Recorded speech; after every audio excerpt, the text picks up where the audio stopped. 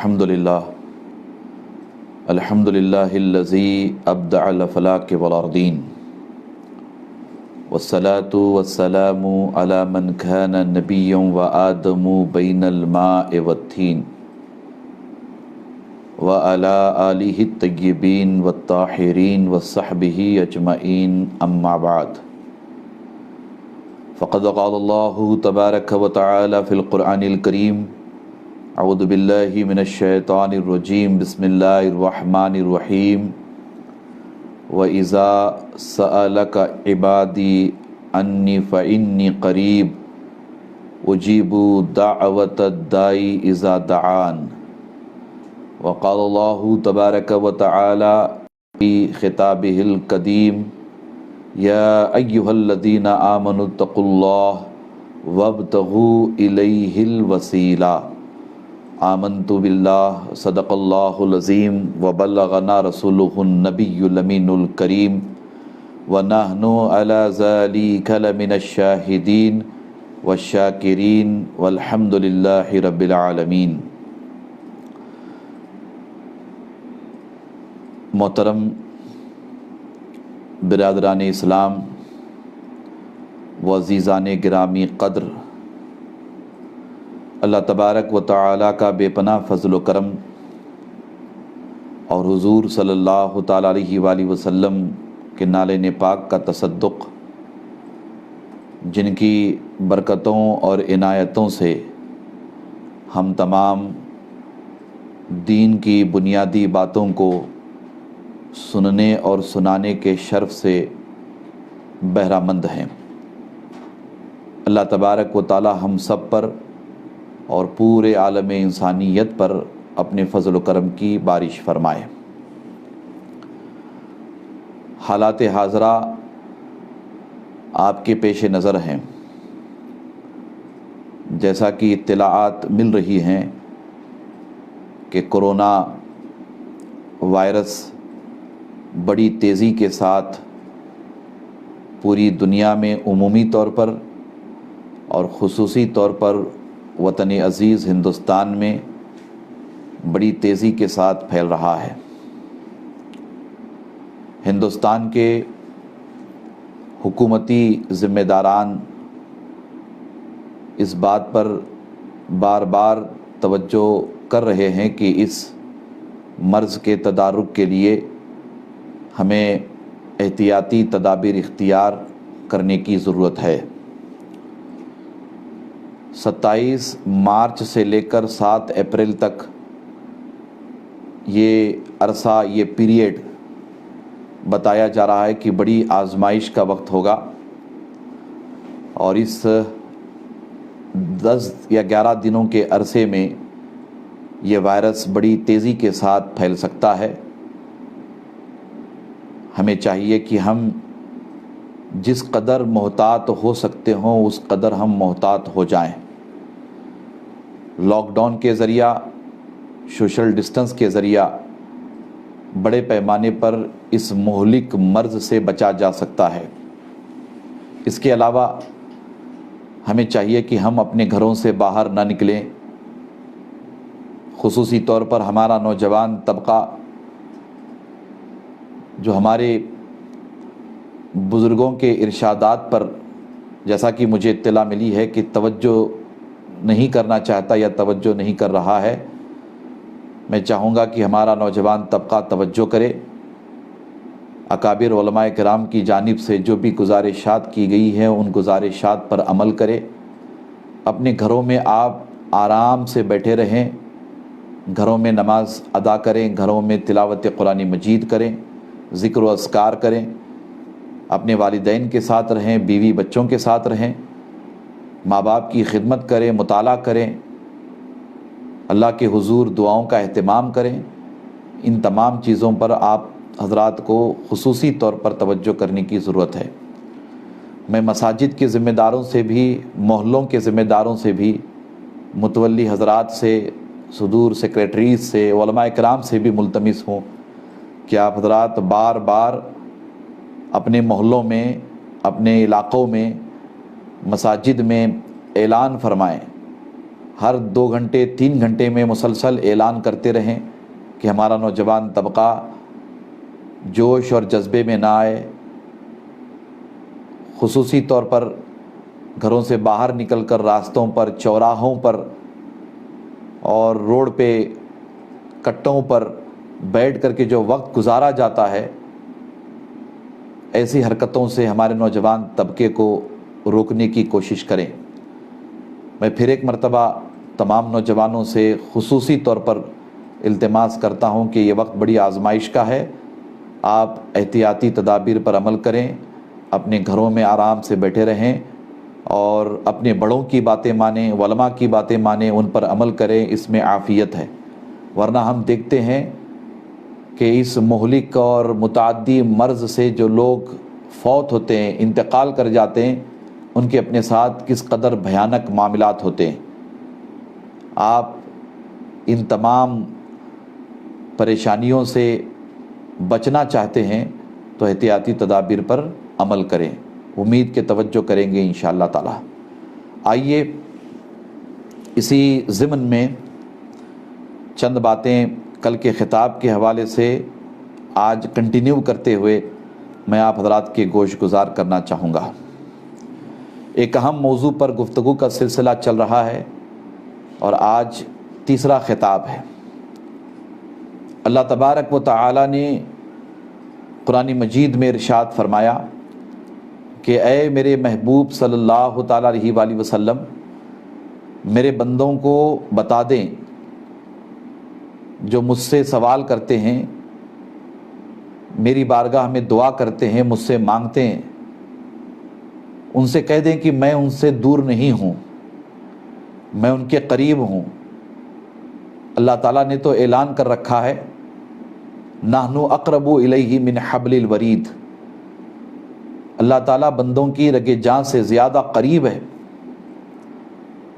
اللہ تعالیٰ ہم سے دور نہیں ہے، ہم اللہ تبارک و تعالیٰ کے بے پناہ قریب ہیں، اللہ اپنے بندوں سے قریب ہے، یہ یقین ہونا چاہیے۔ پھر حکم دیا گیا کہ جب بھی کوئی پکارنے والا، دعا کرنے والا دعا کرتا ہے، پکارتا ہے، تو میں اس کی پکار کو، اس کی دعا کو سنتا ہوں، میں میرے بندوں سے دور نہیں ہوں، میں میرے بندوں سے بے حد قریب ہوں۔ دعا کی شان، عظمت اللہ کے رسول صلی اللہ تعالیٰ علیہ وآلہ وسلم نے بے شمار مقامات پر ارشاد فرمایا۔ دعا سے تقدیر بدلتی ہے، دعا اللہ کی رحمت کے تالے کی کنجی ہے، دعا اللہ تبارک و تعالیٰ کا لشکر ہے، اور اللہ کے رسول صلی اللہ علیہ وسلم نے ارشاد فرمایا کہ دعا مومن کا سب سے بڑا ہتھیار ہے۔ اس دعا کے ذریعہ ہم اللہ تبارک و تعالیٰ کی رحمت کے حقدار بن سکتے، اس دعا کے ذریعہ ہم اللہ تبارک و تعالیٰ کے فضل و کرم کے حقدار بن سکتے۔ یقیناً ہمیں دعا کے ذریعہ اللہ تبارک و تعالیٰ کی بارگاہ میں قرب حاصل کرنا چاہیے۔ اللہ کا مقدس کلام ہماری رہبری رہنمائی اس حوالے سے بھی کرتا ہے کہ دعا کی قبولیت کے لیے اللہ تبارک و تعالیٰ کسی شے کا محتاج نہیں ہے۔ اللہ کی شان تو ایسی ہے کہ وہ بندوں کو بغیر مانگے بھی دے دیتا ہے، بغیر طلب کرے بھی بندوں کو عطا کر دیتا ہے۔ طلب کرنا بندوں کی شان بندگی ہے اور عطا کرنا اللہ تبارک و تعالیٰ کی شان ربوبیت ہے۔ اللہ کی یہ شان ہے، اللہ تبارک و تعالیٰ کو دعا کرنے والے بندے پسند ہیں، اللہ تبارک و تعالیٰ کو مانگنے والے بندے پسند ہیں، مگر ہماری مانگ میں بھی تو ایسی تاثیر ہونی چاہیے، ہماری دعا میں بھی تو ایسی تاثیر ہونی چاہیے۔ آج ہم دیکھتے ہیں کہ ہمارے اعمال کس قدر پراگندہ ہیں، کیا عوام، کیا خواص، ہم اپنے طور پر بے حد ان تمام امور سے متاثر ہیں۔ معاشرہ ہمارا بے حد بگڑا ہوا ہے، نوجوان طبقے میں بڑے پیمانے پر برائیاں آ گئی ہیں۔ وہ کون سے ایسے خرافات ہیں جو ہمارے معاشرے میں پائے نہیں جاتے؟ وہ کون سی ایسی برائیاں ہیں جو ہمارے اپنے سماج میں پائی نہیں جاتی؟ صبح شام ہم ان تمام امور کا جائزہ لیتے رہتے ہیں۔ بہت ہی افسوس کے ساتھ کہنا پڑتا ہے کہ ہمارے معاشرے کا، ہماری سوسائٹی کا ایک بڑا طبقہ بیرا روی کا شکار ہے۔ ایسے حالات میں ہماری دعائیں باب اجابت تک کیسے پہنچیں گی؟ ہمارا ظاہر کچھ اور ہے، ہمارا باطن کچھ اور ہے۔ ہم بہت بڑے پیمانے پر بے حیائی کا شکار ہے، نافرمانی کا شکار ہے، عصیاں شیاری کا شکار ہے، قول اور فعل میں تضاد ہے۔ کیا عوام، کیا خواص۔ جب ہم ان تمام باتوں پر غور کرتے ہیں تو بے چینی ہوتی ہے، بے قراری ہوتی ہے، اور بڑا عجیب و غریب ماحول بنتا ہے، ایک بڑی عجیب و غریب کیفیت پیدا ہو جاتی ہے۔ ایسے حالات میں اللہ تبارک و تعالیٰ کا وہ فرمان مبارک ہم سب کے لیے راحت کا سامان فراہم کرتا ہے۔ اللہ تعالیٰ ارشاد فرماتا ہے، اے ایمان والو مجھ سے ڈرو، تقوی اختیار کرو، میرے بن جاؤ، مجھ سے ڈرنے والے بن جاؤ، اور مجھ تک پہنچنے کے لیے وسیلہ تلاش کرو۔ وابتغوا الیہ الوسیلہ، وسیلہ تلاش کرو۔ دعاؤں کی قبولیت اللہ تعالیٰ چاہے تو براہ راست کر لے، وہ قادر ہے، جیسا کہ میں نے کل بڑی تفصیلی طور پر اس پر گفتگو کی ہے۔ وہ قادر مطلق ہے، وہ کسی کا محتاج نہیں ہے۔ اللہ تعالیٰ کو کسی کی ضرورت نہیں ہے، وہ قادر مطلق ہے، وہ جو چاہے کرے۔ مگر اس کی عادت کریمہ یہ ہے، سنت الہیہ یہ ہے کہ اللہ تبارک و تعالیٰ وسیلے کو پسند کرتا ہے۔ وسیلے کے ذریعہ جو بندے اللہ کی بارگاہ میں رسائی حاصل کرتے ہیں، اللہ کا قرب حاصل کرتے ہیں، اللہ تعالیٰ انہیں اپنا قرب عطا کرتا ہے۔ اللہ تبارک و تعالیٰ انہیں اپنے فضل و کرم سے سرفراز کرتا ہے۔ اللہ تبارک و تعالیٰ ایسے بندوں کو اپنے انعامات اکرامات سے سرفراز کرتا ہے۔ اللہ تبارک و تعالیٰ وسیلے کے ذریعہ پہنچنے والے بندوں کو، قرب حاصل کرنے والوں کو، مانگنے والوں کو، دعا کرنے والوں کو مایوس نہیں فرماتا۔ اور اللہ تبارک و تعالیٰ کی بارگاہ میں ہمارے نیک اعمال وسیلہ بن سکتے ہیں۔ اللہ تبارک و تعالیٰ کی بارگاہ میں ذوات مقدسہ وسیلہ بن سکتے ہیں۔ اللہ تبارک و تعالیٰ کی بارگاہ میں ذوات مقدسہ سے متصل متعلق تبرکات وسیلہ بن سکتے ہیں۔ مقدس مقامات اللہ کی بارگاہ میں وسیلہ بن سکتے ہیں۔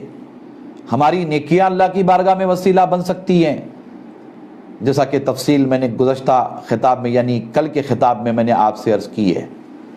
حضرت یعقوب علیہ السلام کا معاملہ، حضرت یوسف علیہ السلام کے قرتے کا واقعہ، جسے اللہ تبارک و تعالیٰ نے قرآن مجید میں سورۃ یوسف میں بیان فرمایا۔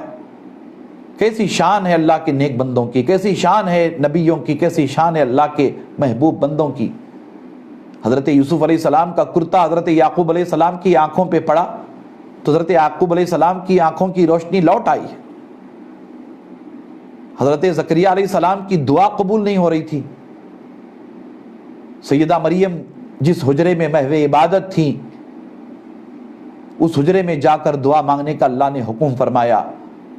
حضرت زکریا علیہ السلام وہاں گئے، دعا مانگی، اللہ تبارک و تعالیٰ نے حضرت زکریا علیہ السلام کی دعا قبول فرمائی، اور حضرت یحییٰ علیہ السلام کی ولادت کی خوشخبری حضرت یحییٰ علیہ السلام کو سنائی۔ یہ ساری تفصیلات قرآن مجید میں موجود ہے۔ اللہ کی بارگاہ میں اللہ تبارک و تعالیٰ جن امور کو پسند فرماتا ہے انہیں وسیلہ بنا کر کے پیش کرنا اللہ کی بارگاہ میں، اس وسیلے سے اللہ کی بارگاہ میں دعا کرنا، یہ دین کے منافی نہیں ہے۔ اس سے عقیدہ توحید میں خرابی نہیں آتی ہے، اس سے شرک کی طرف ہم آپ نہیں بڑھتے ہیں، جبکہ شرک کے حوالے سے بہت ہی واضح طور پر اللہ کے رسول صلی اللہ تعالیٰ علیہ وآلہ وسلم نے ارشاد فرمایا، جیسا کہ بخاری شریف کی حدیث پاک کتاب الجنائز میں اللہ کے رسول صلی اللہ تعالیٰ علیہ وآلہ وسلم کی حدیث پاک کو حضرت عقبہ بن عامر روایت کرتے ہیں۔ حضور نبی کریم صلی اللہ تعالیٰ علیہ وآلہ وسلم ارشاد فرماتے ہیں، انی واللہ ما اخاف علیکم ان تشرکوا بعدی ولکن اخاف علیکم ان تنافسوا فیہا او کما قال حضور نبی کریم صلی اللہ علیہ وسلم ارشاد فرماتے ہیں کہ اللہ کی قسم مجھے اس بات کا ڈر نہیں کہ تم میرے بعد شرک کرنے لگو گے، لیکن مجھے تمہارے حصول دنیا میں ایک دوسرے سے مقابلے کا اندیشہ ہے۔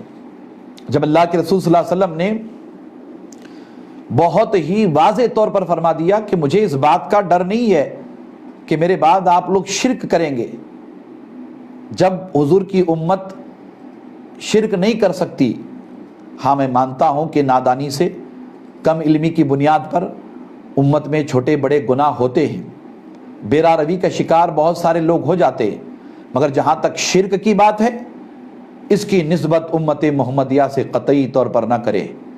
یہ خیر امت ہے، یہ تمام امم سابقہ میں بہترین امت ہے، اس امت کا کوئی جواب نہیں ہے۔ اس امت کی بنیادوں کو اللہ کے رسول صلی اللہ علیہ وسلم نے اتنا مضبوط کیا ہے عقیدہ توحید کے ذریعہ، عقیدہ رسالت کے ذریعہ، عقیدہ آخرت کے ذریعہ، اس امت میں شرک قطعی طور پر آ نہیں سکتا۔ اور بعض ناقبت اندیش، ناخواندہ، کم علم، کم سوچ، کم فہم لوگ بار بار شرک کی باتیں کرتے ہیں اور شرک کی نسبت اہل ایمان کی طرف کرتے ہیں، یہ ظلم عظیم ہے۔ قطعی طور پر ہمیں اس راہ پر جانے کی ضرورت نہیں ہے۔ میں بڑی محبت کے ساتھ ان احباب سے گزارش کرنا چاہوں گا کہ آپ بخاری شریف کی اس روایت کو پڑھیں، بخاری شریف کی اس روایت پر غور کریں، بخاری شریف کی اس روایت میں تدبر کریں، کس طرح اللہ کے رسول صلی اللہ علیہ وسلم نے اپنی امت سے متعلق شرک کے حوالے سے فرمایا۔ ہاں، امت میں دنیا کے حصول کے لیے مقابلے کا اندیشہ ظاہر فرمایا۔ امت میں جیسا کہ دوسری روایتوں میں آیا ہے، گناہ کرنے والے ہوں گے، نافرمان بھی ہوں گے، عصیاں شیار بھی ہوں گے، مگر شرک کا معاملہ جہاں تک ہے امت میں اس طرح کا قطعی طور پر کوئی عمل ممکن نہیں ہے۔ اللہ تعالیٰ نے اپنے محبوب کی امت کو ان تمام چیزوں سے محفوظ رکھا ہے، تو اس کی نسبت، بالخصوص وسیلے کی نسبت شرک سے کرنا درست نہیں ہے۔ اہل ایمان اللہ کے حکم پر عمل کرتے ہوئے اللہ کی بارگاہ میں رسائی کے لیے، دعاؤں کی قبولیت کے لیے، اللہ کی بارگاہ میں قرب حاصل کرنے کے لیے وسیلہ تلاشتے ہیں۔ امید ہے کہ آپ اس امر کو سمجھتے ہوں گے اور اس امر کو سمجھ کر کے آگے ہمیں بڑھنا بھی چاہیے۔ اور پھر میں نے آپ سے عرض کیا تھا اور روایتیں پیش کر کے، بخاری شریف کی میں نے روایت پیش کی، 3 اشخاص کا وہ واقعہ جو غار میں گئے ہوئے تھے، اللہ تعالیٰ نے ان کی کیسے مدد فرمائی۔ ان تینوں لوگوں نے اللہ کی بارگاہ میں اپنی نیکیوں کو یاد کیا اور اپنی نیکیوں کو اللہ کی بارگاہ میں وسیلہ بنایا۔ جو نیک کام انہوں نے اپنی زندگی میں کیا تھا، وہ نیک کام، اس کا وسیلہ، اس کا واسطہ اللہ کی بارگاہ میں پیش کر کے ان تینوں لوگوں نے اللہ کی بارگاہ میں دعا کی تھی اور انہیں اس مصیبت سے اللہ نے نجات عطا فرمائی۔ اور وہ ناممکن سی بات تھی ظاہری طور پر، غار کے منہ پر جو بڑا پتھر آ کر کے لگا ہوا تھا اس کو کون ہٹا سکتا تھا؟ ظاہری طور پر کوئی اسباب نہیں تھے، مگر دعا میں کتنی تاثیر ہے، دعا میں کیسی طاقت ہے، کس طرح اللہ تبارک و تعالیٰ نے ان تینوں کی حاجت روائی فرمائی، مشکل کشائی فرمائی، مگر اس کے لیے ان تینوں نے اپنے نیک اعمال کو وسیلہ بنایا، نیک اعمال کو وسیلہ بنا کر اللہ تبارک و تعالیٰ کی بارگاہ میں استغاثہ کیا، اللہ کی بارگاہ میں مانگا، اللہ کی بارگاہ میں طلب کیا، تو رب تبارک و تعالیٰ نے ان نیک 3 بندوں کو اپنے فضل و کرم سے سرفراز فرمایا۔ اب ہم خصوصی طور پر آج کے خطاب میں چند اہم امور پر گفتگو کریں گے اور میں چاہوں گا کہ آپ توجہ فرمائیں۔ جب ہماری نیکیاں اللہ کی بارگاہ میں وسیلہ بن سکتی ہے، ہماری عبادتیں اللہ کی بارگاہ میں وسیلہ بن سکتی ہے، حضرت یوسف علیہ السلام کا کرتا اللہ کی بارگاہ میں وسیلہ بن سکتا ہے، سیدہ مریم کا حجرہ اللہ کی بارگاہ میں وسیلہ بن سکتا ہے، تو پھر بدرجہ اتم اس بات کو مان لینا چاہیے بغیر کسی تردد کے، بغیر کسی شک و شبے کے، کہ کائنات ارض و سما میں 18,000 کم و بیش عالمین میں ذات مصطفیٰ جان رحمت صلی اللہ تعالیٰ علیہ وآلہ وسلم اللہ تبارک و تعالیٰ کی بارگاہ میں سب سے زیادہ مقرب، سب سے زیادہ محبوب اور سب سے زیادہ پیاری ذات ہے، تو حضور کی ذات اللہ کی بارگاہ میں بدرجہ اتم وسیلہ بن سکتی ہے۔ اس سلسلے میں ہم قرآن مجید اور احادیث کا مطالعہ کرتے ہیں تو بہت ساری باتیں ہمارے سامنے واضح ہو جاتی ہے۔ حضور نبی کریم صلی اللہ علیہ وسلم کا واسطہ وسیلہ، آپ کے نام مبارک کا واسطہ وسیلہ، آپ کی نسبتوں کا واسطہ وسیلہ، آپ کے گنبد خضرا کا واسطہ وسیلہ، معاہدہ شریف کا واسطہ وسیلہ، آپ کے دیار مقدس کا واسطہ وسیلہ، آپ کے تبرکات کا واسطہ اور وسیلہ اللہ کی بارگاہ میں کس قدر مقبول ہے، محبوب ہے، پسندیدہ ہے، اس پر آپ غور کریں۔ میں چاہوں گا کہ حضور نبی کریم صلی اللہ تعالیٰ علیہ وآلہ وسلم کے حوالے سے کہ آپ کا وسیلہ اللہ کی بارگاہ میں کتنا مضبوط، کتنا محبوب اور مقبول ہے، اسے تفصیلی طور پر آپ کے سامنے پیش کروں۔ حضور نبی کریم صلی اللہ علیہ وسلم کا وسیلہ آپ کی ولادت بسعادت سے قبل بھی اللہ کی بارگاہ میں پیش کیا گیا۔ ابھی حضور کی ولادت نہیں ہوئی تھی، ابھی حضور کا میلاد نہیں ہوا تھا، اس سے پہلے حضور نبی کریم صلی اللہ علیہ وسلم کا واسطہ اور وسیلہ پیش کر کے اللہ کی بارگاہ میں دعا کی گئی تھی۔ حضور نبی کریم صلی اللہ علیہ وسلم کی حیات مبارکہ میں حضور نبی کریم صلی اللہ تعالیٰ علیہ وآلہ وسلم کے وسیلے کو اللہ کی بارگاہ میں پیش کیا گیا تھا۔ حضور نبی کریم صلی اللہ تعالیٰ علیہ وآلہ وسلم کے وصال ظاہری کے بعد آپ کا پردہ ہوا، آپ اس دنیا سے انتقال فرما گئے، وصال فرما گئے ظاہری طور پر، اور آپ اپنی قبر انور میں آرام فرما ہیں، تو آپ کے وصال کے بعد بھی اللہ کی بارگاہ میں کیسے وسیلہ پیش کیا گیا، ان تینوں امور پر ہم انشاءاللہ باذن اللہ گفتگو کریں گے۔ ائمہ اور محدثین نے اپنی کتابوں میں بہت ہی تفصیل کے ساتھ ان باتوں کو لکھا ہے۔ امام حاکم اپنی مستدرک میں یہ روایت لاتے ہیں، حضور نبی کریم صلی اللہ تعالیٰ علیہ وآلہ وسلم کی ذات مبارکہ کو حضرت ابو البشر آدم علیہ السلام نے کیسے اللہ کی بارگاہ میں وسیلہ بنایا۔ جب حضرت آدم علیہ السلام سے ظاہری طور پر خطا سرزد ہوئی تو انہوں نے اللہ تبارک و تعالیٰ کی بارگاہ میں عرض کیا کہ پروردگار، میں تجھ سے محمد صلی اللہ تعالیٰ علیہ وآلہ وسلم کے وسیلے سے سوال کرتا ہوں، میری مغفرت فرما، مجھ سے جو خطا ہوئی ہے اے اللہ میری مغفرت فرما۔ اللہ تبارک و تعالیٰ کے حضور حضرت آدم علیہ السلام حضور نبی کریم صلی اللہ تعالیٰ علیہ وآلہ وسلم کا نام مبارک محمد صلی اللہ تعالیٰ علیہ وآلہ وسلم، اس کا واسطہ، اس کا وسیلہ پیش کر کے دعا کرتے ہیں، اللہ تبارک و تعالیٰ کی بارگاہ میں مغفرت طلب کرتے ہیں۔ اس پر یعنی حضرت آدم علیہ السلام نے جو اللہ کی بارگاہ میں دعا کی، اس پر اللہ تبارک و تعالیٰ ان سے فرماتا ہے کہ اے آدم، تم نے محمد صلی اللہ تعالیٰ علیہ وآلہ وسلم کو کس طرح پہچان لیا، حالانکہ ابھی تک میں نے انہیں تخلیق بھی نہیں کیا ہے۔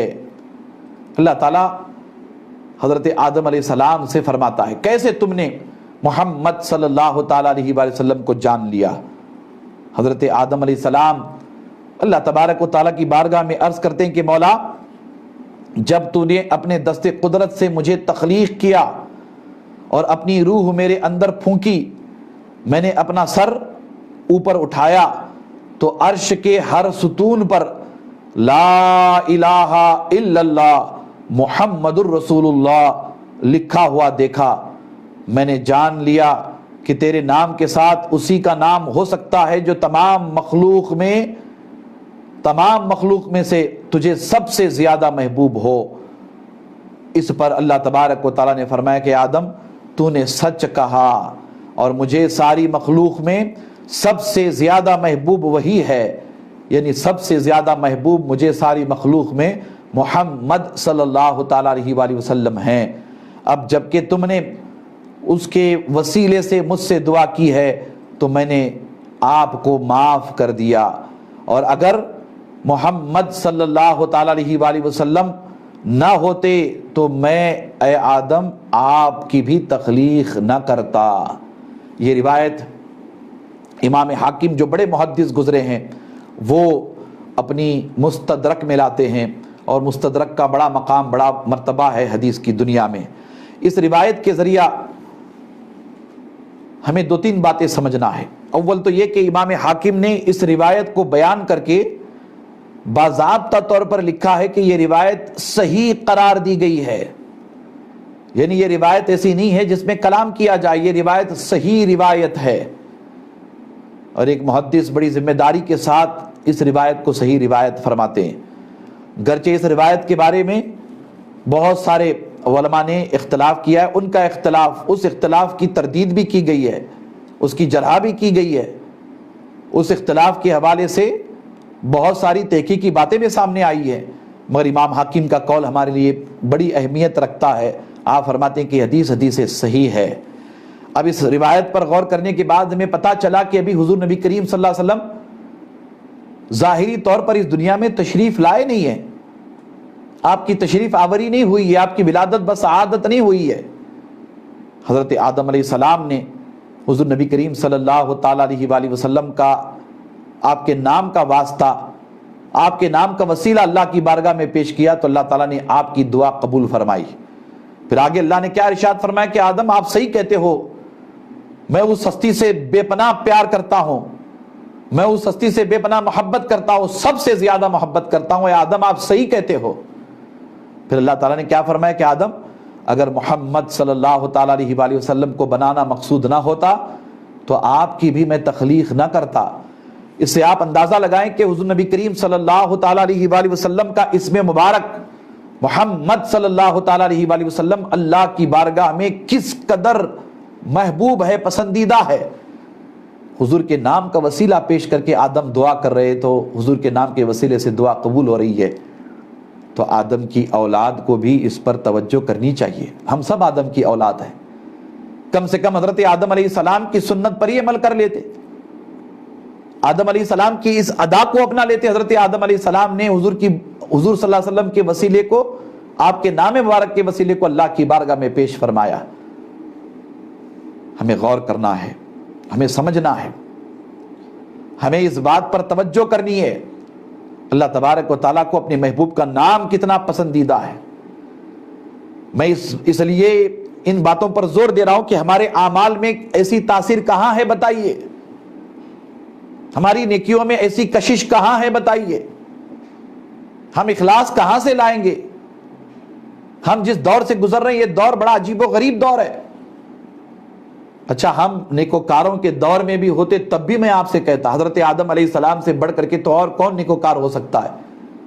حضرت آدم علیہ السلام نے اللہ کی بارگاہ میں اپنے محبوب کے نام کا وسیلہ پیش کر کے دعا کی تو اللہ نے دعا قبول فرمائی۔ کورونا وائرس سے پوری دنیا آج متاثر ہے، پریشان ہے۔ اس روایت کو سامنے رکھ کر ہم دعا کریں اللہ کی بارگاہ میں تو حضور کے نام مبارک کا واسطہ وسیلہ پیش کر کے دعا کریں، دیکھیں پھر دعا میں کیسی تاثیر پیدا ہوتی ہے تیرا واسطہ تاثیر دعا کا ضامن، ہاتھ جنبش میں رہتے ہیں کہ بھر جاتے ہیں، خود رسالت کو ملے تیری بدولت اعزاز، سر مبارک ہوں تو خود تاج سنور جاتے ہیں۔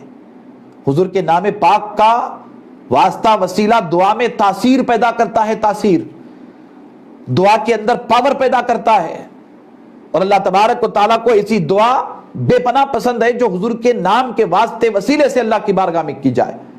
یہ حضرت آدم علیہ السلام کی سنت مبارکہ ہے، اس پر ہمیں خاص طور پر توجہ کرنے کی ضرورت ہے۔ قرآن کریم میں سورۃ بقرہ آپ اٹھائیں، سورۃ بقرہ میں اللہ تبارک و تعالیٰ نے اپنے کلام بلاغت نظام میں رب تبارک و تعالیٰ نے حضور نبی کریم صلی اللہ تعالیٰ علیہ وآلہ وسلم کی ایک شان ظاہر فرمائی ہے، اور وہ شان بڑی زبردست شان سورۃ بقرہ میں ظاہر فرمائی۔ حضور نبی کریم صلی اللہ علیہ وسلم کی ابھی ولادت باسعادت ہوئی نہیں ہے، حضور نبی کریم صلی اللہ تعالیٰ علیہ وسلم کی ولادت باسعادت سے قبل یہودیوں کے بارے میں اللہ تبارک و تعالیٰ نے سورۃ بقرہ میں فرمایا وَلَمَّا جَاءَهُمْ كِتَابٌ مِّنْ عِنْدِ اللَّهِ مُصَدِّقٌ لِمَا مَعَاهُمْ وَكَانُوا مِنْ قَبْلُ يَسْتَفْتِحُونَ۔ سورۃ بقرہ اٹھائیں، آیت نمبر 89۔ اللہ تعالیٰ ارشاد فرماتا ہے اور جب ان کے پاس ان کی طرف سے وہ کتاب قرآن کریم آئی جو کتاب یعنی تورات کی اصلاً تصدیق کرنے والی ہے اور جو ان کے پاس موجود تھی، حالانکہ اس سے پہلے وہ خود نبی آخر الزمان صلی اللہ تعالیٰ علیہ وآلہ وسلم یعنی محمد صلی اللہ تعالیٰ وسلم اور ان پر اترنے والی کتاب قرآن کے وسیلے سے کافروں پر فتح یابی کی دعا مانگتے تھے۔ اللہ اکبر، کافروں پر فتح یابی کی دعا مانگتے تھے۔ یہودیوں کا معاملہ کیا تھا کہ وہ توریت میں ان باتوں کو پڑھ چکے تھے، وہ اچھی طرح سے جانتے تھے، انہیں پتا تھا، وہ اچھی طرح سے جانتے تھے کہ توریت میں حضور نبی کریم صلی اللہ علیہ وسلم کے نام مبارک کی شان اور عظمت کس اہتمام کے ساتھ بیان کی گئی ہے۔ قرآن کہہ رہا ہے کہ یہودی جنگ میں کامیابی، فتح یابی حضور نبی کریم صلی اللہ تعالیٰ علیہ وآلہ وسلم کے نام کے وسیلے کی دعا سے پاتے تھے۔ یہودی قرآن کہہ رہا ہے، قرآن اٹھائیے آپ، سورۃ بقرہ پڑھیے، حضور نبی کریم صلی اللہ تعالیٰ علیہ وآلہ وسلم کے نام مبارک سے یہودی فتح یابی پاتے تھے، جنگ میں کامیابی حاصل کرتے تھے۔ میں بہت زور دے کر کے یہ بات کہہ رہا ہوں، اللہ اکبر۔ توریت میں یہ ساری باتیں بیان کی گئی تھی، قرآن ان باتوں کا ذکر کرتا ہے۔ بعد میں یہودی بدل گئے، یہودیوں نے تحریف کر دی، یہودی مکر گئے، وہ ساری باتیں الگ ہے، ایک کسی اور موقع پر اس موضوع پر ہم گفتگو کریں گے، مگر میں آپ کی توجہ چاہ رہا ہوں۔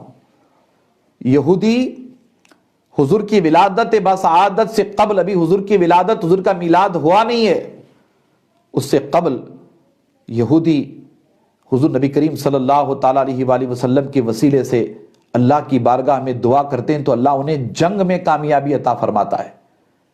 وہ جن کے مقابلے میں لڑائی لڑتے تھے، اللہ تبارک و تعالیٰ انہیں کامیابی عطا فرماتا ہے۔ تو آپ غور کریں، اللہ کے فضل و کرم سے تو ہم صاحب ایمان ہیں، اللہ کے فضل و کرم سے تو ہم مسلمان ہیں، ہم حضور نبی کریم صلی اللہ علیہ وسلم کی امت ہیں، خیر امت ہیں۔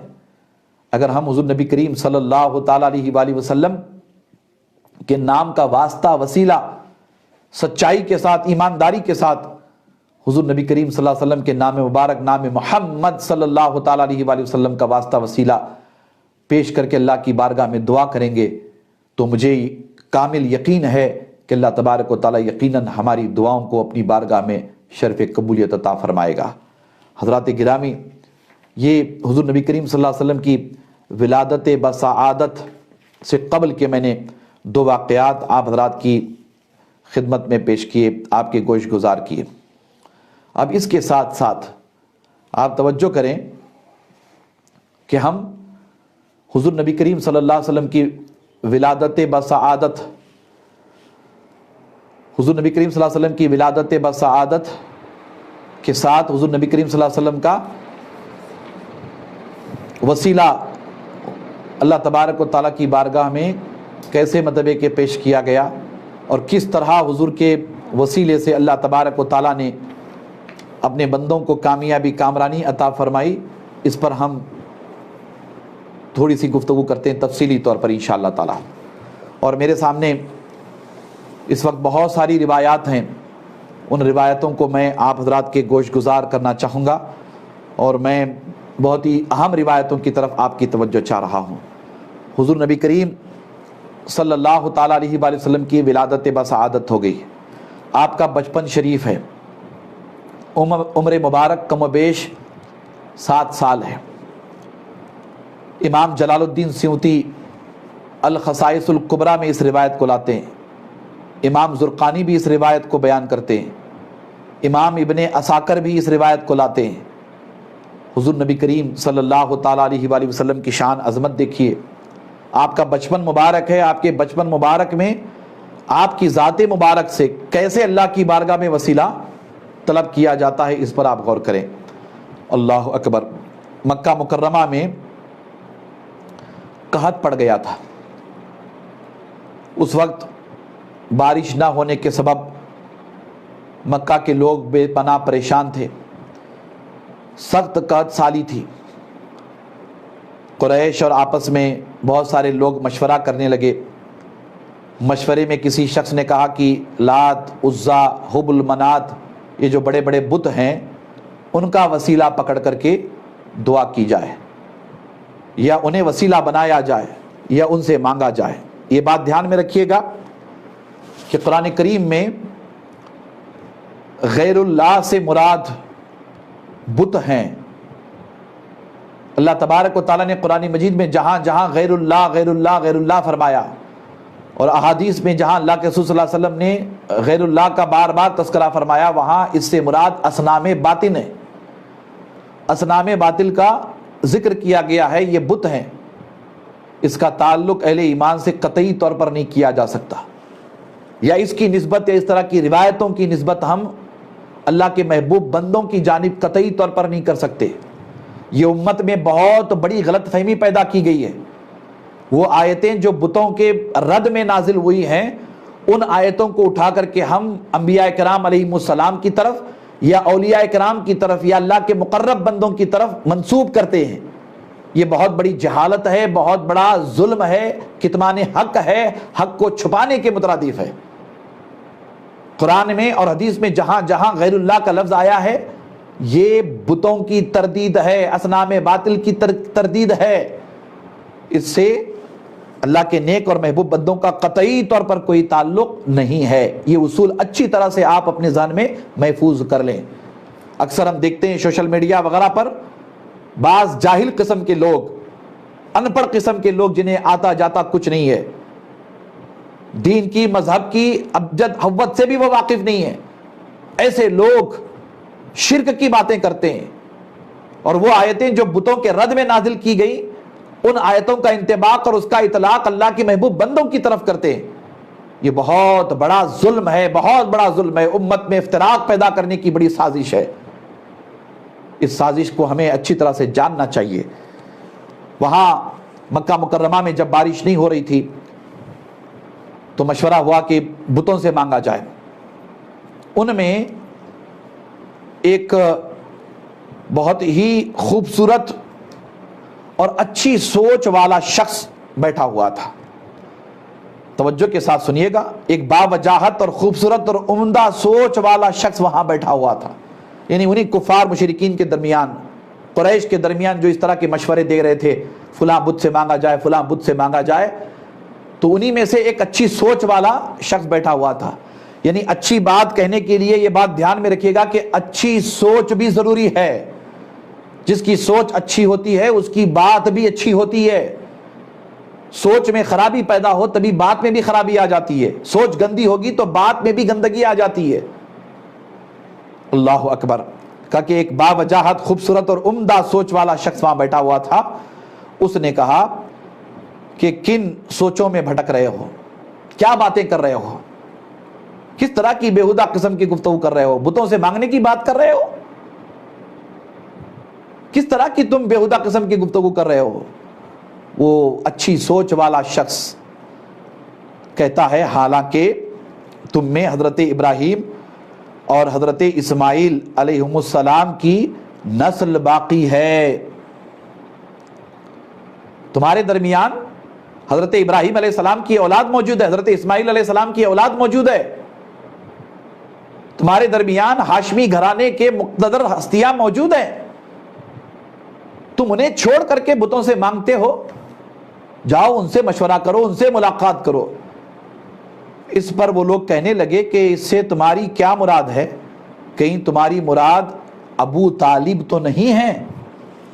کفار و مشرکین دیکھیے، بات کی جا رہی ہے ابراہیم علیہ السلام کی اولاد کی اور حضرت اسماعیل علیہ السلام کی اولاد کی، تو حالانکہ اولاد میں اور بھی بہت سارے تھے، لیکن ان میں سے کسی کی طرف مکہ کے کفار مشرکین کی توجہ نہیں گئی۔ سب نے متفقہ طور پر نام لیا تو کس کا؟ حضرت ابو طالب کا۔ اللہ اکبر، حضرت ابو طالب کا نام لیا۔ اس شخص نے کہا کہ ہاں میں حضرت ابو طالب سے متعلق ہی کہہ رہا ہوں کہ ابو طالب تو آپ کے درمیان موجود ہیں۔ پس وہ سب لوگ چلے اور وہ شخص بھی جو مشورہ دے رہا تھا وہ بھی ان کے ساتھ چل پڑا۔ وہ سارے کے سارے حضرت ابو طالب کے کاشان اقدس پر حاضر ہوئے، دستک دی۔ حضرت ابو طالب باہر تشریف لائے، سارے لوگ ان کے گرد گرد جمع ہو کر عرض کرنے لگے کہ اے ابو طالب، وادی مکہ شدید قحط کی لپیٹ میں ہے اور اہل و عیال سختی کا شکار ہو رہے ہیں، برائے کرم ہمارے ساتھ چلیں اور بارش کے لیے دعا فرمائیں، بارش کے لیے دعا فرمائیں۔ ہیں کفار مشرکین سارے، مگر حضرت ابو طالب کے ماننے والے۔ اللہ تو رب ہے، رب العالمین ہے، کیا رب تبارک و تعالیٰ کو پتہ نہیں ہے کہ مکہ مکرمہ میں قحط پڑا ہوا ہے، بارش نازل کرنی چاہیے؟ اللہ علیم و خبیر ہے، اللہ سب جانتا ہے۔ اب اس کے فیصلے رحمت والے فیصلے ہوتے ہیں۔ سب آئے حضرت ابو طالب کے پاس، سارا معاملہ سنایا۔ حضرت ابو طالب ان سب کی باتیں سنتے رہے اور سن کر کے حضرت ابو طالب ان کے ساتھ چل پڑے۔ راوی بیان کرتا ہے کہ حضرت ابو طالب ان سب لوگوں کے ساتھ اکیلے نہیں گئے، بلکہ اپنے بھتیجے کو یعنی محمد ابن عبداللہ صلی اللہ تعالیٰ علیہ وآلہ وسلم، جو حضور کا بچپنا بھی تھا، حضور کو اپنے ساتھ لے لیا۔ حضور کو اپنے ساتھ لے کر کے حضرت ابو طالب چل پڑے۔ بچوں میں راوی بیان کرتا ہے کہ سب بچے تھے، مگر وہ بچہ بڑا خوبصورت بچہ تھا، بڑا خوب روح بچہ تھا۔ اس بچے کے چہرے میں بڑی نورانیت، بڑی کشش تھی۔ اس بچے کو حضرت ابو طالب اپنے ساتھ لے کر کے چل پڑے، خانہ کعبہ کے قریب پہنچے۔ راوی بیان کرتا ہے کہ حضرت ابو طالب، دیکھیے بہت ہی غور سے سنیے گا، حضرت ابو طالب نے خانہ کعبہ کے پاس پہنچنے کے بعد ظاہر سی بات ہے کہ دعائی کرنی تھی۔ حضرت ابو طالب دعا کے لیے ہاتھ اٹھاتے، دعا کرتے۔ جتنے لوگ ساتھ میں تھے وہ لوگ بھی حضرت ابو طالب کے ساتھ دعا میں شریک ہو جاتے۔ اب سب نے متفقہ طور پر مان لیا تھا حضرت ابو طالب کو کہ آپ دعا کریں گے تو اللہ بارش برسائے گا۔ حضرت ابو طالب نے ایسا نہیں کیا۔ راوی بیان کرتا ہے کہ حضرت ابو طالب نے حضور نبی کریم صلی اللہ علیہ وسلم کو، آپ کا بچپن مبارک تھا، اٹھایا اور اٹھا کر کے حضرت ابو طالب نے حضور کو کعبے کی دیوار سے لگا دیا، یعنی حضور کی پشت انور کو کعبے کی دیوار سے لگا دیا۔ اب حضور کا نورانی چہرہ حضرت ابو طالب کے چہرے کی طرف، حضرت ابو طالب کا چہرہ حضور کے چہرے کی طرف۔ اللہ اکبر! حضرت ابو طالب حضور نبی کریم صلی اللہ تعالیٰ علیہ وآلہ وسلم کا چہرہ مبارکہ دیکھتے ہیں، حضور کو کعبے کی دیوار سے لگاتے ہیں اور دیوار سے لگا کر کے اب اللہ کی بارگاہ میں دعا مانگتے ہیں، اللہ کی بارگاہ میں دعا مانگتے ہیں۔ حضرت ابو طالب حضور کو وسیلہ پیش کر کے اللہ کی بارگاہ میں دعا مانگتے۔ ادھر راوی بیان کرتا ہے کہ حضور نبی کریم صلی اللہ تعالیٰ علیہ وآلہ وسلم کعبے کی دیوار سے آپ کو لگایا گیا ہے تو آپ اپنا ہاتھ، یعنی آپ کا دست مبارک ایسے حضور نے اٹھایا ہوا ہے اور حضور اپنے دست مبارک کو اٹھا کر کے اپنے انداز میں اللہ کی بارگاہ میں دعا کر رہے، اور حضور علیہ السلام کی انگلیاں ایسا دست مبارک آسمان کی طرف اٹھا ہوا ہے۔ راوی بیان کرتا ہے کہ آسمان پر کہیں سے کوئی بارش کے آثار نہیں تھے، ابر کہیں سے موجود نہیں تھا، بارش ہوگی اس کی کوئی علامتیں ظاہر نہیں تھیں۔ راوی بیان کرتا ہے کہ ہم نے دیکھا کہ حضور نبی کریم صلی اللہ علیہ وسلم کی انگلیاں آسمان کی طرف ایسے ہل رہی ہیں۔ اس وقت آسمان میں بادل کی ایک کڑی بھی نظر نہیں آتی تھی، پس یکایک ہر طرف، جیسے حضور کا ہاتھ اٹھا، یکایک ہر طرف بادل امنڈ آئے، چاروں طرف سے ابر چھا گئے، بارش ہونے لگی، وادیاں بھر گئیں، پورا علاقہ سرسبز و شاداب ہو گیا، سارے مکہ کے لوگ خوش ہو گئے۔ اور اس موقع پر حضور نبی کریم صلی اللہ علیہ وسلم کے واسطے وسیلے سے جو دعا کی گئی اور حضور علیہ السلام نے اپنا دست مبارک آسمان کی طرف ایسے ہلایا، اللہ تبارک و تعالیٰ نے حضور کی دعا کو اپنی بارگاہ میں قبول فرمایا۔ تو حضرت ابو طالب نے حضور کی شان میں نعت کے پوری نعت کہی ہے، اس کے دو شعر میں آپ کو سنا دوں۔ حضور نبی کریم صلی اللہ علیہ وسلم کی شان میں، وہ چونکہ فی البدی شاعر تھے حضرت ابو طالب، حضور کے چہرے انور کو دیکھ کر حضرت ابو طالب اشعار پڑھتے ہیں اور فرماتے ہیں وَأَبْيَضَ يُسْتَسْقَى الْغَمَامُ بِوَجْهِهِ سِمَالُ الْيَتَامَى عِصْمَةٌ لِلْأَرَامِلِ يَلُوذُ بِهِ الْحُلَّاقُ مِنْ آلِ هاشم فَهُمْ عِنْدَهُ فِي نِعْمَةٍ وَفَوَاضِلِ۔ حضور نبی کریم صلی اللہ علیہ وسلم کی شان میں حضرت ابو طالب اشعار پڑھتے ہیں، خدا کی قسم سفید چمکتی رنگت والے سردار کے چہرے کی بدولت بادل سحراب کیے جاتے ہیں، وہ یتیموں کا غمسار اور ناداروں کا آسرا ہے، آل ہاشم کی تباہ حال اس کی پناہ میں آتے ہیں، پس وہ اسی کی بدولت رحمت میں ہیں اور مستقبل کی نعمت کے امیدوار ہیں۔ اللہ اکبر۔ حضور نبی کریم صلی اللہ علیہ وسلم کے بچپن مبارک میں، حضور کے بچپن مبارک میں حضور نبی کریم صلی اللہ تعالیٰ علیہ وآلہ وسلم کا واسطہ وسیلہ پیش کر کے حضرت ابو طالب نے، مکہ کے لوگوں نے دعائیں کی، اللہ تبارک و تعالیٰ نے مکہ والوں کو بارش عطا فرمائی، جبکہ اس وقت حضور نبی کریم صلی اللہ علیہ وسلم کی نبوت اور رسالت سے کوئی واقف نہیں تھا، مگر حضرت ابو طالب جانتے تھے کہ یہ بچہ عام بچوں کی طرح نہیں ہے، یہ بچہ بڑا نورانی بچہ ہے، یہ بڑی عظمتوں والا بچہ ہے۔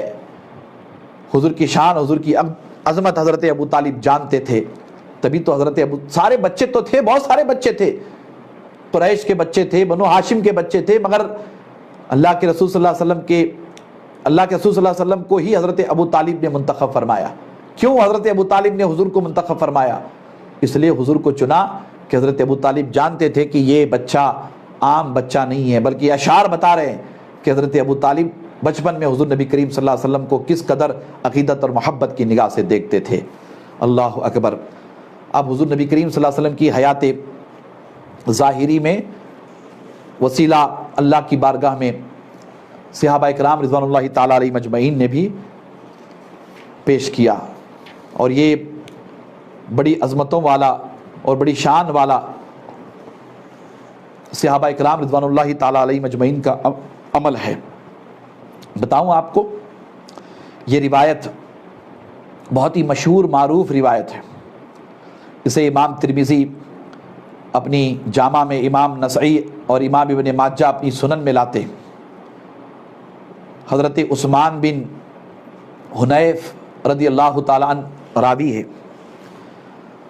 وہ روایت کرتے ہیں کہ ایک نابینا شخص حضور نبی کریم صلی اللہ علیہ وسلم کی خدمت میں حاضر ہوا اور عرض کیا کہ یا رسول اللہ صلی اللہ تعالیٰ علیہ وآلہ وسلم، میرے لیے خیر و عافیت کی دعا فرمائیے۔ حضور نبی کریم صلی اللہ تعالیٰ علیہ وسلم نے فرمایا، اگر تو چاہے تو تیرے لیے دعا کو مؤخر کر دوں اور جو تیرے لیے بہتر ہے، اور اگر تو چاہے تو تیرے لیے دعا کر دوں۔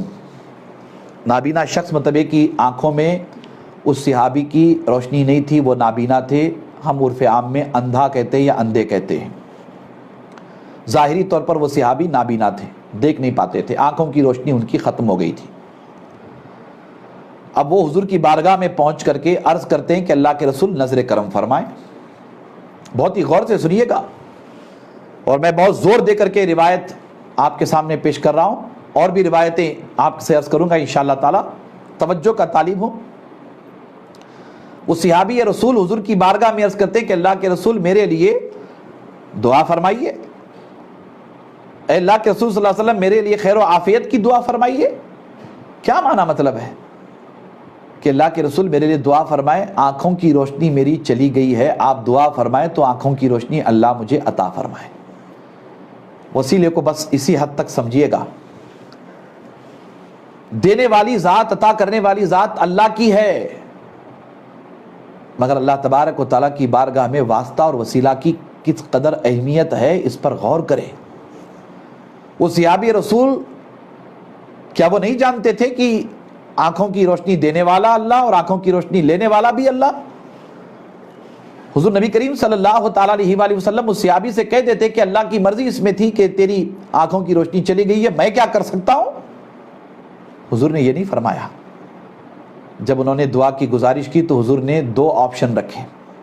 پہلا آپشن یہ رکھا کہ راضی برضائے مولا، اللہ کی یہ مرضی اس میں ہے کہ تم اس میں راضی رہو، آنکھوں کی روشنی سلب کر لی گئی ہے، آنکھوں کی روشنی ختم ہو گئی، اس میں تم راضی رہو۔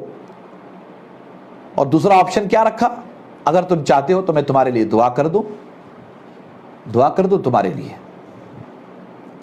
اب وہ صحابی نابینا صحابی تھے، ظاہر سی بات ہے کہ ان کی بھی آرزو تھی، تمنا تھی کہ وہ دل کی آنکھ سے تو حضور کو دیکھتے تھے، وہ چاہتے تھے کہ ظاہری آنکھوں سے بھی حضور کا دیدار کیا جائے، حضور کو دیکھا جائے، حضور کے چہرے انور کی زیارت کی جائے، ظاہری آنکھ سے ان کی بھی خواہش ہوگی۔ وہ صحابی حضور نبی کریم صلی اللہ علیہ وسلم کی خدمت میں عرض کرتے ہیں کہ آقا دعا فرما دیجئے۔ پہلا آپشن کیا تھا، راضی برضائے مولا، جس حال میں ہو اس حال میں رہو۔ دوسرا آپشن یہ تھا کہ تم چاہو تو تمہارے لیے دعا کر دو۔ حضور نبی کریم صلی اللہ علیہ وسلم کی خدمت میں وہ صحابی دوسرا آپشن عرض کرتے ہیں کہ سرکار نظر کرم فرمائے، دعا فرمائیے۔ اس پر اللہ کے رسول صلی اللہ علیہ وسلم نے اس صحابی کو فرمایا کہ اچھی طرح سے وضو کرو اور 2 رکعت نماز پڑھنے کا حکم فرمایا، اور پھر اس کے بعد اس طرح اللہ کی بارگاہ میں دعا کرنے کی تعلیم فرمائی۔ میں ارباب علم و دانش کی، نوجوانوں کی، پڑھے لکھے طبقے کی توجہ چاہوں گا، جنہیں توحید اور شرک کے نام پر گمراہ کرنے کی لوگ کوشش کرتے ہیں، غلط فہمی میں مبتلا کر دیتے ہیں۔ آپ توجہ کریں، حضور نبی کریم صلی اللہ علیہ وسلم نے اس صحابی سے فرمایا کہ جا کر کے اس طرح سے دعا کرو۔ کیسے؟ اللہم انی اسألک واتوجہ الیک بمحمد نبی الرحمہ یا محمد صلی اللہ تعالی علیہ وآلہ وسلم انی قد توجہت بک الیہ ربی فی حاجتی حاذہ لتغزی اللہم فشفیہ فی۔ یہ دعا کرو۔ کیا معنی مطلب ہے؟ اللہ اکبر، اللہ کی بارگاہ میں یہ دعا کرو کہ اے اللہ میں تجھ سے سوال کرتا ہوں اور تیری طرف توجہ کرتا ہوں نبی رحمت محمد صلی اللہ علیہ وسلم کے وسیلے سے۔ اے محمد صلی اللہ تعالی وسلم، میں آپ کے وسیلے سے اپنے رب کی بارگاہ میں اپنی حاجت پیش کرتا ہوں کہ پوری ہو۔ اے اللہ میرے حق میں سرکار کی شفاعت قبول فرما۔ اللہ اکبر۔ غور کریں اس روایت پر، حضور نبی کریم صلی اللہ علیہ وسلم خود اس صحابی کو کیسے دعا کرنی چاہیے پورا نظام عطا فرماتے ہیں۔ اول تو وضو کرنے کا حکم فرمایا، پھر اس کے بعد 2 رکعت نماز ادا کرنے کا حکم فرمایا۔ کس طرح اللہ کے رسول صلی اللہ علیہ وسلم اس صحابی کو، اس بندے خدا کو اللہ سے جوڑ رہے ہیں، کیسے اللہ کی بارگاہ میں اس کی نسبت کر رہے ہیں۔ وضو کرایا، نماز ادا کرنے کے لیے فرمایا، اور پھر اس کے بعد اللہ کے حضور کس طرح دعا کرنی چاہیے، دعا کا طریقہ بتایا۔ کہا کہ اللہ کے حضور دعا کرو اپنی آنکھوں کی بینائی کے لیے۔ کس طرح دعا کرو؟ کہا میرے وسیلے سے اللہ کی بارگاہ میں دعا کرو، اور پھر مجھ سے بھی کہو کہ میں تمہارے لیے دعا کروں، تمہارے لیے توجہ کروں، تمہارے لیے اللہ کی بارگاہ میں سفارش کروں۔ اللہ اکبر۔ بات بڑی آسان ہے اور بڑی آسانی کے ساتھ ہمیں سمجھنا چاہیے۔ خود حضور نبی کریم صلی اللہ علیہ وسلم نے تعلیم عطا فرمائی۔ شارح نظام فرماتے ہیں کہ اس طرح دعا کی گئی تو اللہ تبارک و تعالیٰ نے اس صحابی کو اللہ تبارک و تعالیٰ نے آنکھوں کی بینائی عطا فرمائی، آنکھوں کی بینائی عطا فرمائی۔ اللہ اکبر۔ ایسی 1 2 نہیں، بے شمار روایتیں ہیں۔ وقت مجھے اجازت نہیں دے رہا ہے ورنہ میں تفصیلی طور پر گفتگو کرتا۔ بے شمار روایتیں ہیں۔ اب آئیے یہ حضور کی حیات میں حضور کے نام مبارک کو وسیلہ پیش کر کے حضور سے دعا کرا کے اللہ کی بارگاہ میں اللہ کی رحمت کی حقدار صحابہ بنے۔ ایسے بے شمار واقعات ہیں۔ بارش کے موقع پر حضور سے دعا کرائی گئی تو اللہ نے حضور کی دعا اپنی بارگاہ میں قبول فرمائی اور مکہ مدینہ میں رہنے والوں کو بارش عطا فرمائی۔ بے شمار ایسے واقعات ہیں، روایتیں بھری پڑی ہے، کسی موقع پر انشاءاللہ میں آپ سے عرض کروں گا۔ اب آپ توجہ کریں خصوصی طور پر پورے کلام کا حاصل، اور یہ روایت جو میں آپ کو سنا رہا ہوں اس روایت کا تعلق بڑا گہرا تعلق کورونا وائرس سے پریشان حال انسانوں کے حوالے سے ہے۔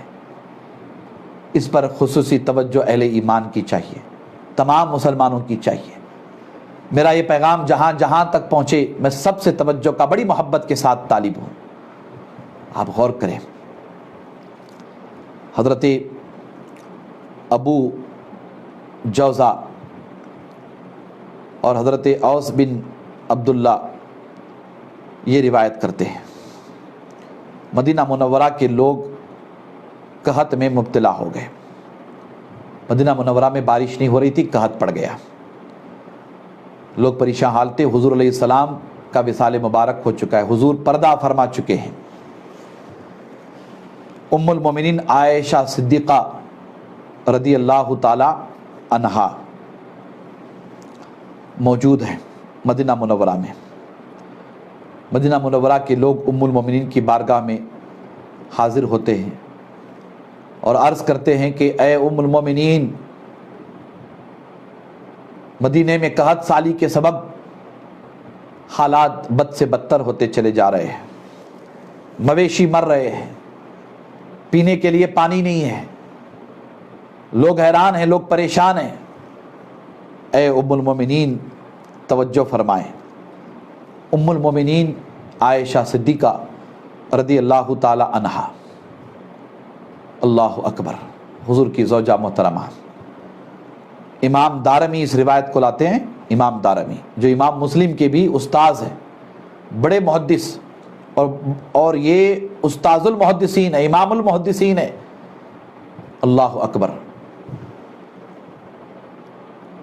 حضور نبی کریم صلی اللہ تعالی علیہ وآلہ وسلم کی زوجہ محترمہ ام المومنین حضرت عائشہ صدیقہ رضی اللہ تعالی عنہا موجود ہیں، ان سے شکایت کی گئی، حالات بتائے گئے، تو ام المومنین حضرت عائشہ صدیقہ رضی اللہ تعالی عنہا مدینے والوں سے یہ فرما دیتی نا کہ میں دعا کروں گی، آپ آمین کہیں، یا میں دعا کروں گی بارش ہو جائے گی، یقیناً اللہ بارش برساتا ہے، اس میں دو رائے نہیں۔ ام المومنین کی شخصیت، ام المومنین کی ذات، ام المومنین ہیں وہ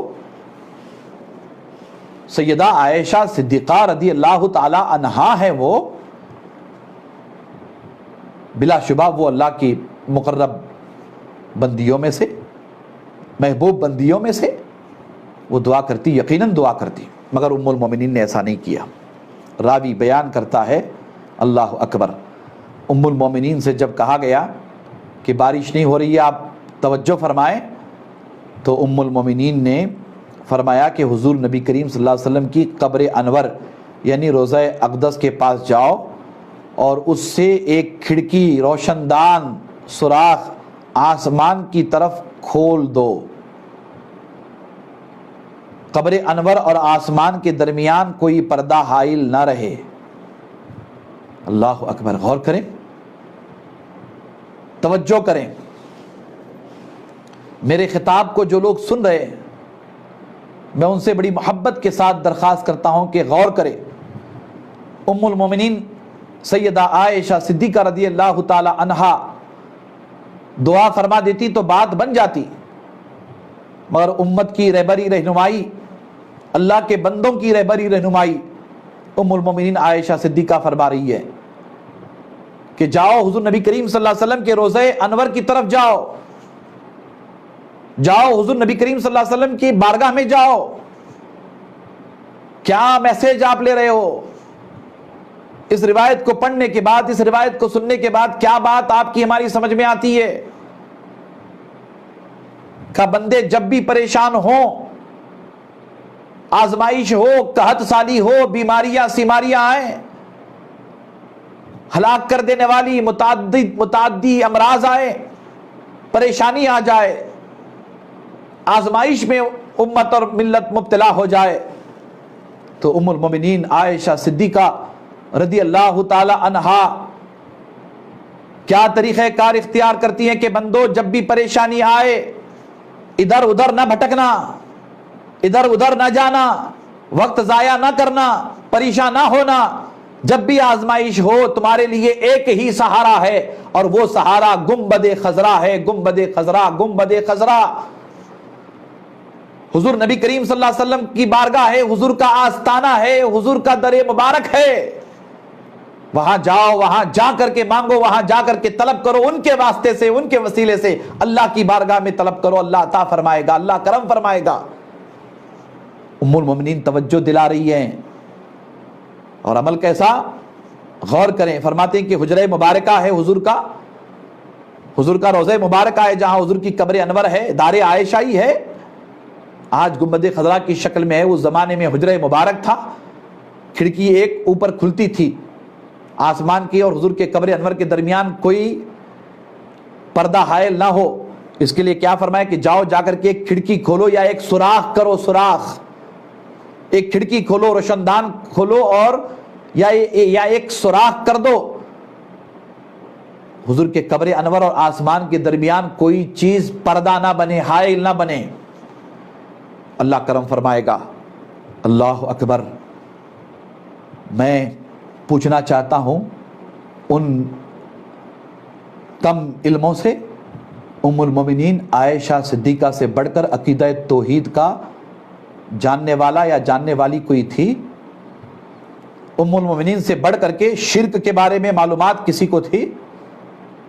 ام المومنین سے بڑھ کر کے ایمان، اسلام، دین، شریعت، قانون شریعت، قرآن حدیث کی معلومات کسی اور کو تھی؟ ان سے بڑھ کر کے عقیدہ توحید کا جاننے والا کون ہو سکتا تھا؟ ان سے بڑھ کر کے شرک کے بارے میں معلومات کس کو تھی؟ امت کو گمراہ مت کرو، امت کو غلط راستے پہ نہ لے جاؤ۔ ام المومنین نے جو کچھ فرمایا ہے، ام المومنین کی بات کو مانو، ام المومنین کے ارشاد پر عمل کرو۔ ام المومنین سیدہ عائشہ فرماتی ہیں کہ حضور کے روضہ اقدس یعنی قبر انور کے اور آسمان کے درمیان کوئی چیز حائل نہ رہے، سوراخ کرو یا کھڑکی کھول دو۔ اللہ اکبر، اللہ اکبر۔ ایسے ہی کیا گیا، جی مدینے والوں نے ایسا ہی کیا۔ ایسا کرنے پر اللہ تبارک و تعالیٰ نے مدینے والوں کو بارش عطا فرمائی، قحط دور ہو گیا، قحط کی وجہ سے جو لوگ مر رہے تھے انہیں اللہ نے زندگیاں عطا فرمائی، مویشی انہیں چارہ عطا کیا، پورا مدینہ منورہ سرسبز و شاداب ہو گیا، پورے مدینے میں رہنے بسنے والے لوگ بے پناہ خوش ہو گئے، مسرور ہو گئے، ساری پریشانی ختم ہو گئی، سارے تفکرات ختم ہو گئے۔ روایت اپنی جگہ پوری ہو گئی، پوری ہو گئی روایت اپنی جگہ۔ آج کورونا وائرس کی وجہ سے جی ہم سب پریشان ہیں، ہندوستان میں رہنے بسنے والے نہیں، عربستان کے لوگ بھی پریشان ہیں، سعودی عرب بھی پریشان ہے، بلاد اسلامیہ بھی پریشان ہے، یورپ، امریکہ، فرانس سب پریشان ہیں۔ دعائیں کی جا رہی ہے، مناجات ہو رہے ہیں، ذکر و اذکار کیے جا رہے ہیں، اللہ سے مانگا جا رہا ہے، اللہ کرم فرمائے۔ ہم آپ سب دعا کریں گے، دعا کرنی چاہیے، دعا اللہ کی بارگاہ میں ضرور ہو۔